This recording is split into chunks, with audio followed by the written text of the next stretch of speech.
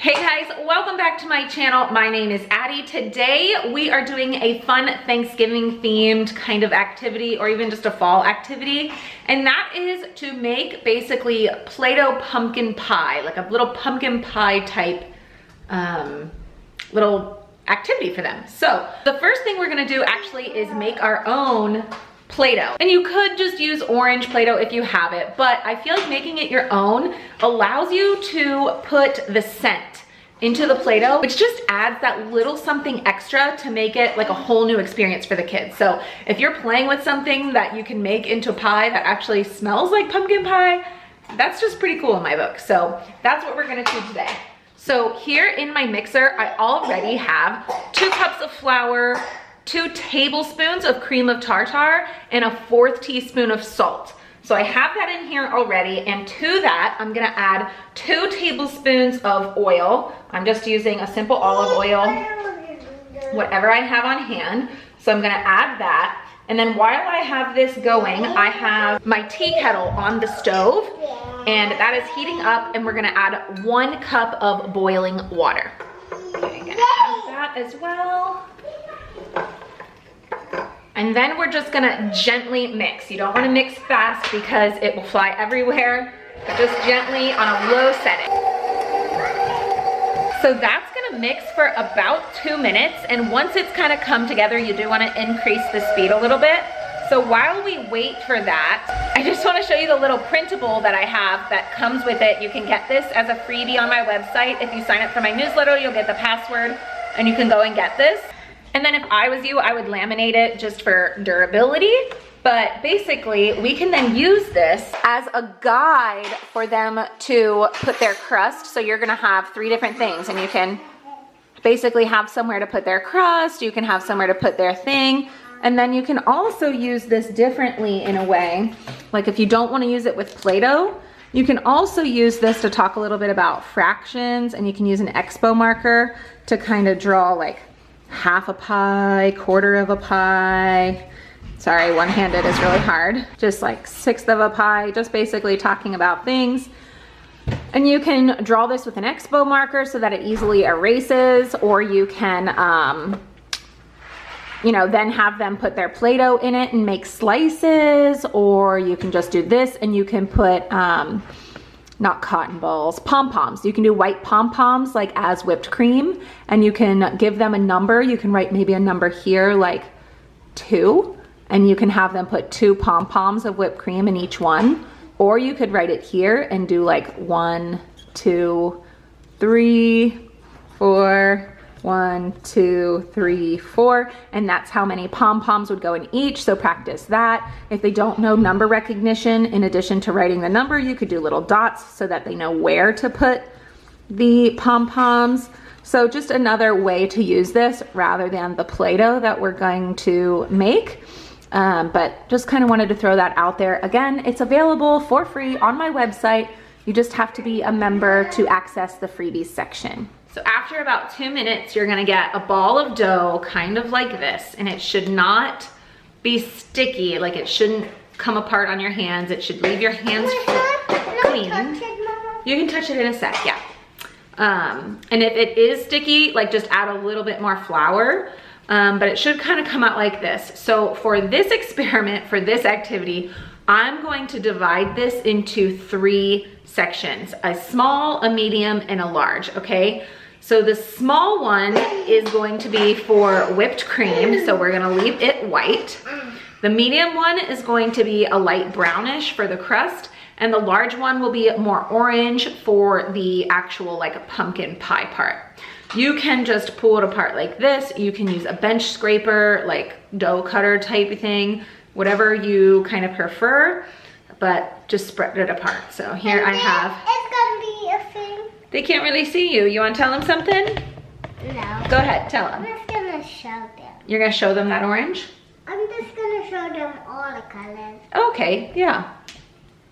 While she shows you the colors, I'll separate my dough here. And this is gonna be a green doll. Mama, what is this called? That's green. And this is gonna be green to like, see this? That's also what we do.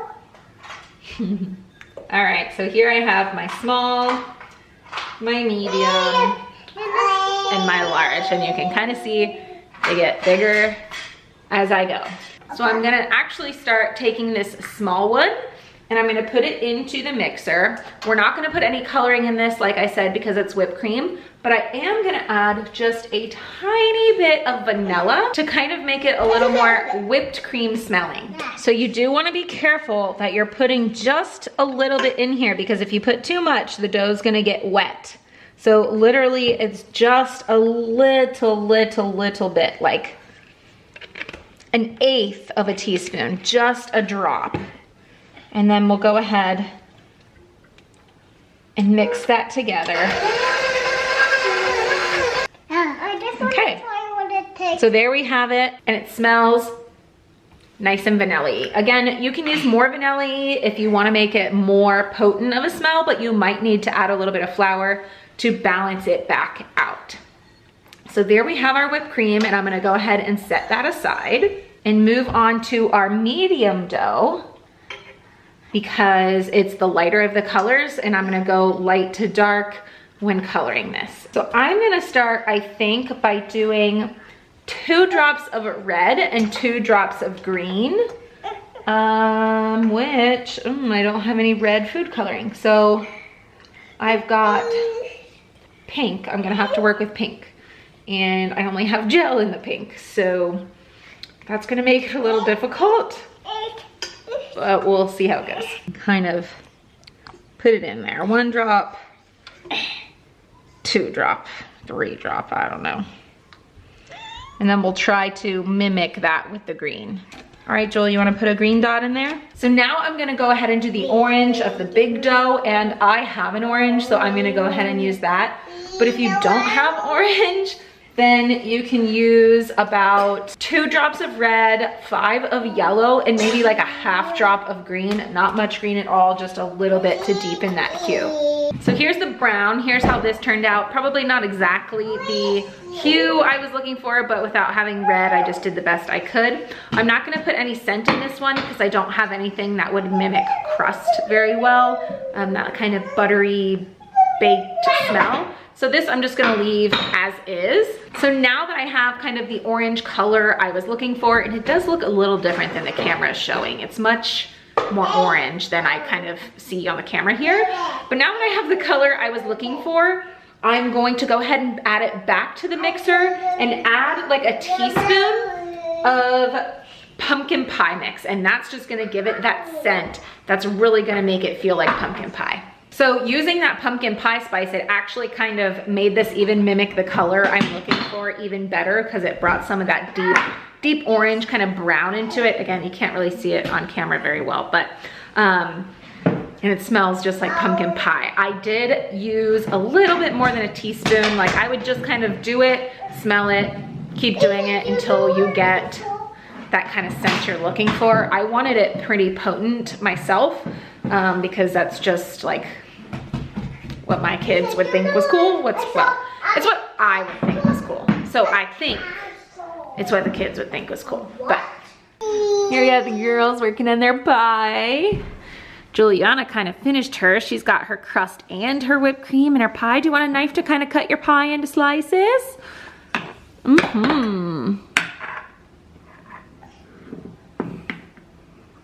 You're a good cutter. Everybody can have pie. Everybody can? Yeah. Right.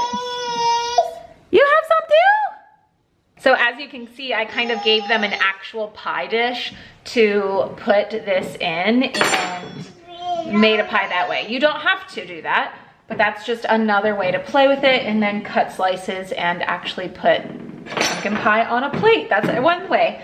There are multiple ways you can do this. Again, you have my printable. Isabel, if you want, you could make a pie on this printable, and you could do the crust on the edge and then put the orange in there and then do slices if you want.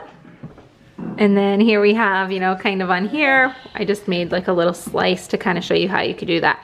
So then you could make multiple of those and do the whole pie, or you could just do one and then have them, give them like a little spatula and let them serve it on a plate. I kind of twirled that. So lots of different ways to make this really festive and fun, just to keep on your shelf for the month and, you know, really get excited for Thanksgiving and fall season and the end of the fall season before Christmas comes. This also, I really like this homemade recipe because for the most part, it is pretty taste safe for these little ones who still sometimes put things in their mouths. The boiling water, as long as you did let it boil and kind of let all that come in there, will help kill the flour germs.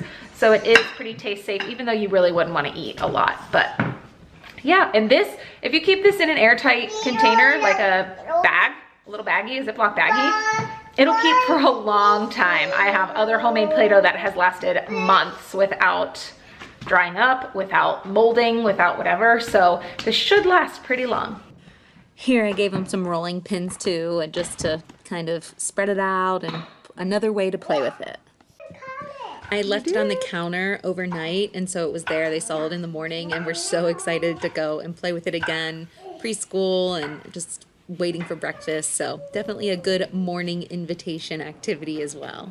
Anyway, hope you give it a try and definitely get that printable if you want it. Hope you enjoyed this and happy Thanksgiving. We'll see you in the next one. Anyone want to say bye? Bye. Bye. Joel, do you? No. Okay. Already did. Oh, okay. Bye. Bye.